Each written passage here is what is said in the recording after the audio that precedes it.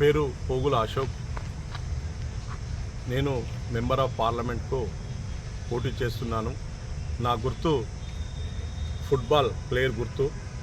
నేను అంతర్జాతీయ క్రీడాకారునైన నన్ను 7 నియోజకవర్గాలకు సంబంధించిన ప్రతి ఒక్కరూ అక్క చెల్లెళ్ళు, అన్నదమ్ములు, పీటీ సార్లు మరియు ఫిజికల్ డైరెక్టర్లు మరియు వివిధ కుల సంఘాలు మరియు అదేవిధంగా ప్రతి ఒక్కరూ పత్రికా మిత్రులు ప్రతి ఒక్కరూ మనస్ఫూర్తిగా నాకు ఓట్లేసి గెలిపిస్తారని మనస్ఫూర్తిగా కోరుకుంటూ, పోగుల అశోకను నేను అంతర్జాతీయ క్రీడాకారునైన నన్ను గెలిపిస్తారని మనస్ఫూర్తిగా కోరుకుంటూ, అదేవిధంగా నా ఊరును గెలిపించాను, నా మండలాన్ని గెలిపించాను, నా జిల్లాను గెలిపించాను, నా రాష్ట్రాన్ని గెలిపించాను, నా దేశం కోసం ఆడిన, రాష్ట్రం కోసం క్యాప్టెన్షిప్ చేసిన, సౌత్ జోన్ క్యాప్టెన్షిప్ చేసిన, మరి అదేవిధంగా ఎంతోమంది క్రీడాకారులను ఎన్నో విధాలుగా పోలీస్ డిపార్ట్మెంట్లో కానీ టీచర్ డిపార్ట్మెంట్లో కానీ ఎంతోమంది క్రీడాకారులను నేను ఉచితంగా వారికి కోచింగ్ ఇచ్చి ఒక గొప్ప స్థాయిలో ఉంచిన. అదేవిధంగా నాకు రాజకీయ పరంగా నేను అందరికీ సేవ చేయాలని మనస్ఫూర్తిగా కోరుకుంటున్నాను. అదేవిధంగా నేను మాదిగ హక్కుల పోరాటం గురించి 4 రోజులు పోలీస్ స్టేషన్లో పోయినా. అదేవిధంగా నేను 5-6 రోజులు మరి వారం రోజులు జైలుకు పోయినా. మరి కొన్ని సంవత్సరాల దాకా నేను ఆటలు ఆడుకుంటూ కోర్టు చుట్టూ కూడా నేను కోర్టుల గురించి తిరిగిన. అదేవిధంగా ఈ 7 నియోజకవర్గాలకు సంబంధించిన ప్రతి ఒక్క దళితులే కానీ ఎస్సీ ఎస్టీ బీసీ మైనార్టీలు ప్రతి ఒక్కరూ నన్ను మనస్ఫూర్తిగా ప్రతి ఒక్కరూ ఓట్లేసి ఫుట్బాల్ గుర్తును గెలిపిస్తూ, అదేవిధంగా కామన్ హెల్త్, కామన్ ఎడ్యుకేషన్ భారతదేశంలో ఒక ముఖ్యమంత్రి కానీ పిల్లలు కానీ ప్రధానమంత్రి పిల్లలు కానీ రాష్ట్రపతి పిల్లలు కానీ మరి వాళ్లకు సంబంధించిన ఎవరైతే పిల్లలు ఎమ్మెల్యే మంత్రుల పిల్లలు కానీ ఏదైతే హాస్పిటల్లో చేసుకుంటారో ప్రతి ఒక్క ట్రీట్మెంటు, అదేవిధంగా బడుగు బలహీన వర్గాలకు సంబంధించిన ఎస్సీ ఎస్టీ బీసీ మైనార్టీలు కానీ వాళ్ళకు కూడా లాస్ట్కు చివరికి చిన్న స్వీపర్ పోస్టుకు సంబంధించిన వాళ్ళ పిల్లలు కూడా వాళ్ళు అదే హాస్పిటల్లో ట్రీట్మెంట్ అందించాలనే గొప్ప నిర్ణయంతో ముందుకొస్తున్నాను. అదేవిధంగా భారతదేశంలో ఒక గొప్ప స్థాయిలో ఉండాలంటే విద్యా విధానము ప్రతి ఒక్కరి పేద పిల్లలకు మరి డబ్బులు లేక చదవలేకపోతున్నాను.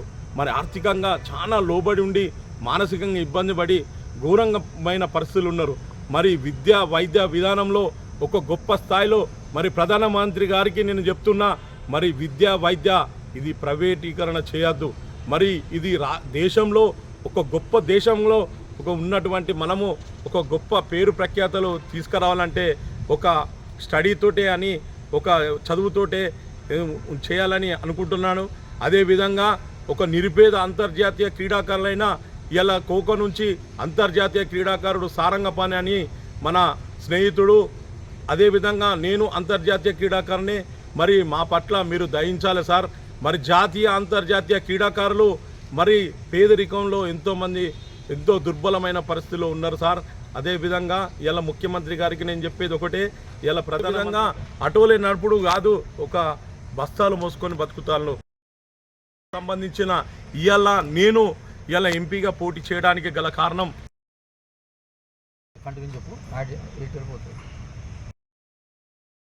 ఈ విధంగా జాతీయ అంతర్జాతీయ క్రీడాకారులకు నేను ముఖ్యమంత్రి గారికి చెప్పేది ఒకటే, ప్రధానమంత్రి గారికి చెప్పేది ఒకటే, ప్రతి జాతీయ అంతర్జాతీయ క్రీడాకారులకు 20 నుంచి 25,000 జీవన భృతి ఇచ్చి క్రీడాకారులను ఒక గొప్ప స్థాయిలో క్రీడా వ్యవస్థను ఉంచాలని మనస్ఫూర్తిగా కోరుకుంటున్నాను.